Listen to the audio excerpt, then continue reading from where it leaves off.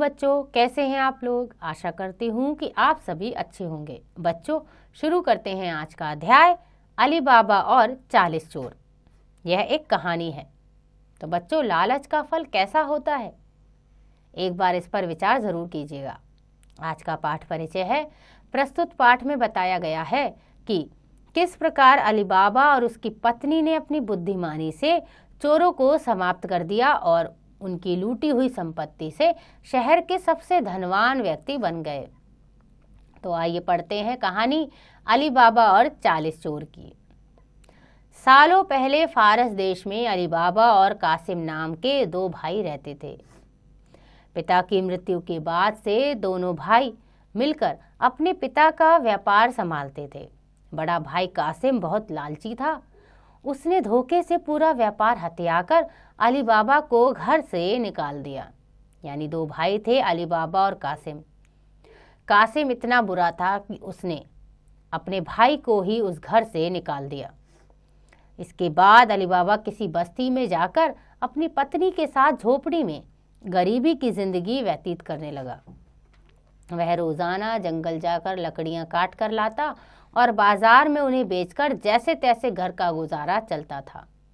एक दिन अली बाबा ने जंगल में लकड़ी काटते समय 40 घुड़सवारों को वहां आते हुए देखा। सभी घुड़सवारों के पास धन की पोटली और खंजर थे। यह देख वह समझ गया कि ये सभी चोर हैं। अली बाबा एक पेड़ के पीछे छिपकर उन्हें देखने लगा। तभी सभी घुड़सवार एक पहाड़ के पास जाकर खड़े हो गए। तभी चोरों के सरदार ने पहाड़ी के सामने खड़े होकर बोला, खुल जा सिमसिम। इसके बाद पहाड़ में से एक गुफा का दरवाजा खुला। सारे घुड़सवार उस गुफा के अंदर चले गए। अंदर जाकर उन्होंने बोला, बंद हो जा सिमसिम, और गुफा का द्वार बंद हो गया। यह देख अली बाबा दंग रह गया। कुछ देर बाद वो दरवाजा फिर से खुला और उसमें से वो सभी घुड़सवार निकले और वहां से रवाना हो गए। यानी कि फिर सारे घुड़सवार चले गए। अली बाबा यह जानने को बेताब हो गया कि आखिर इस गुफा में क्या है और वो सब क्या कर रहे थे। तो अली बाबा को लगा कि ऐसा क्या है इस गुफा के अंदर जो ये सभी लोग खुल जा सिमसिम करके अंदर चले गए और फिर बाहर आ गए। इसके बाद उसने गुफा में जाने का फैसला किया। वह उस पहाड़ के सामने गया और बार बार चोरों के सरदार के शब्द बोलने लगा, खुल जा सिमसिम, खुल जा सिमसिम। गुफा का दरवाज़ा खुल गया। अली बाबा गुफा के अंदर गया और उसने देखा कि वहाँ सोने की गिन्नियाँ, अशर्फियाँ, गहने आदि रखे थे। चारों तरफ खजाना ही खजाना था। यह सब देखकर उसकी खुशी का ठिकाना नहीं था। उसे मालूम हो गया था कि वो चोर सारा चोरी का सामान यहाँ आकर छुपाते हैं। अली बाबा ने वहाँ से एक पोटली में सोने की अशर्फियाँ भरी और घर चला गया। घर जाकर अली बाबा ने उस पूरे किस्से के बारे में अपनी पत्नी को बताया। एक साथ इतनी सारी अशर्फियाँ देखकर उसकी पत्नी हैरान रह गई और अशर्फियों को गिनने बैठ गई। अशर्फियाँ यानी बच्चों सोने का बहुत सारे सिक्के। तभी अली बाबा ने बोला कि ये इतनी अशर्फियाँ हैं कि इन्हें गिनते गिनते रात बीत जाएगी। मैं गड्ढा खोदकर इन्हें छुपा देता हूँ जिससे किसी को भी हम पर शक ना हो। अली बाबा की पत्नी बोली, मैं इनकी गिनती नहीं कर सकती हूँ, लेकिन अंदाजे के लिए इन्हें तोल सकती हूँ। अली बाबा की पत्नी भागती हुई कासिम के घर गई और उसकी पत्नी से गेहूं को तोलने के लिए तराजू मांगने लगी। यह देखकर कासिम की पत्नी को उस पर शक हुआ। उसने सोचा कि इन गरीब लोगों के पास अचानक इतना अनाज कैसे आया। वो अंदर गई और तराजू के नीचे गोंद लगाकर लाई और उसे दे दिया। रात को अली बाबा की बीवी ने सारी अशर्फियों को तोला और तड़के सुबह उनकी तराजू लौटा गई। कासिम की पत्नी ने तराजू को उल्टा करके देखा तो उस पर सोने की एक अशर्फी चिपकी हुई थी। उसने यह बात अपने पति को बताई। कासिम और उसकी पत्नी यह जानकर जल भुन गए। दोनों को रात भर नींद नहीं आई। सुबह होते ही कासिम अली बाबा के घर गया और उससे धन का स्रोत पूछने लगा। यानी कि कासिम पूछने लगा कि तुम्हारे पास सोने के सिक्के कहाँ से आए।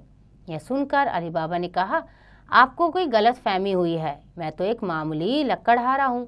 कासिम बोला, तुम्हारी बीवी कल हमारे घर से अशर्फियों को तोलने के लिए तराजू ले गई थी। ये देखो, ये अशर्फी तराजू पर चिपकी मिली है।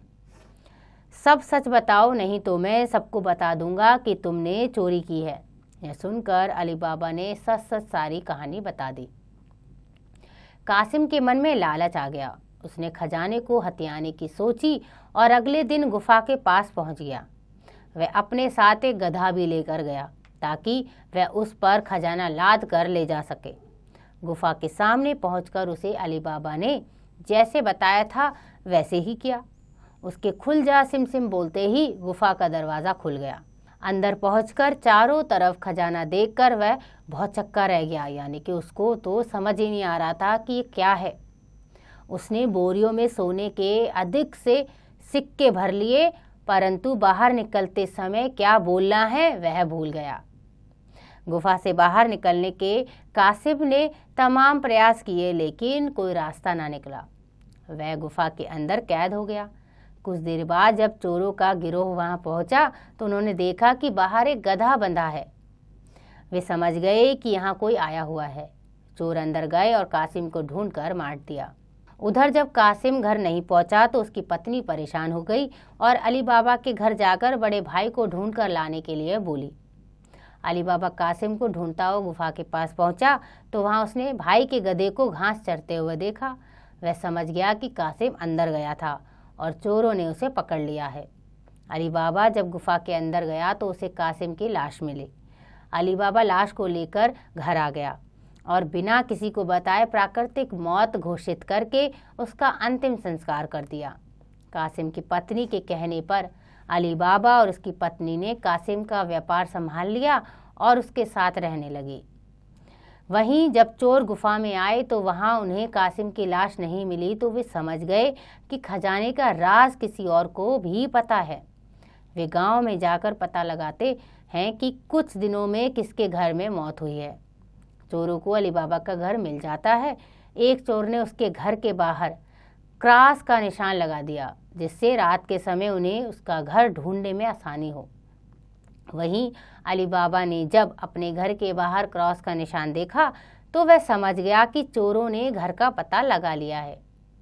उसने वैसा ही निशान सबके घर के बाहर लगा दिया। रात में जब चोर आए तो सबके घर पर वैसा निशान देखकर वे दुविधा में पड़ गए और वापस चले गए। यानी चोरों को समझ ही नहीं आया कि किस घर में जाकर लोगों को मारना है। चोरों का सरदार चुप बैठने वालों में से नहीं था। उसने उस मोहल्ले में अपने आदमी को भेजकर यह पता लगवाया कि हाल फिलहाल में कौन शख्स वहां अमीर हुआ है, इससे उसे अली बाबा के बारे में पता चल सके। उसने उसका घर अच्छे से पहचाना और रात के समय में तेल व्यापारी बनकर उसके घर पहुंच गया। वह अपने साथ तेल के 40 पीपों को लेकर गया, जिसमें 39 में चोर और एक पीपे में तेल था। उसने सोचा कि रात में जब सब सो जाएंगे तो वो सब मिलकर अली बाबा को मार देंगे।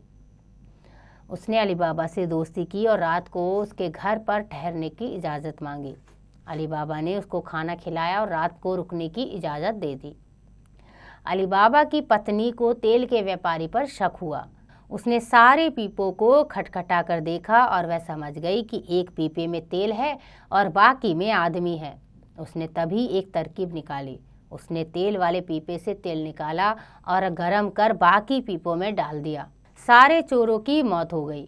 रात में जब सरदार ने चोरों को निकलने का इशारा किया तो एक भी चोर बाहर नहीं निकला। उसने पीपों को खोलकर देखा तो सभी चोर मर चुके थे। यह देखकर वह इतना डर गया कि अपनी जान बचाने के लिए वह तुरंत वहां से भाग गया।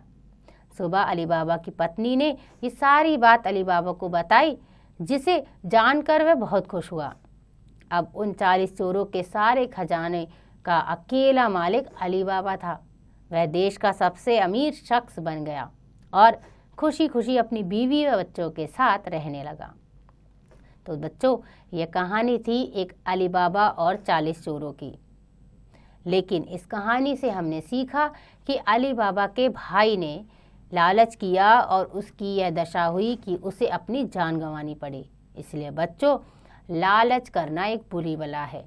लालच हमें नहीं करना चाहिए। आशा करती हूँ कि आपको यह अध्याय समझ आ गया होगा। इसका अभ्यास आप स्वयं कीजिएगा।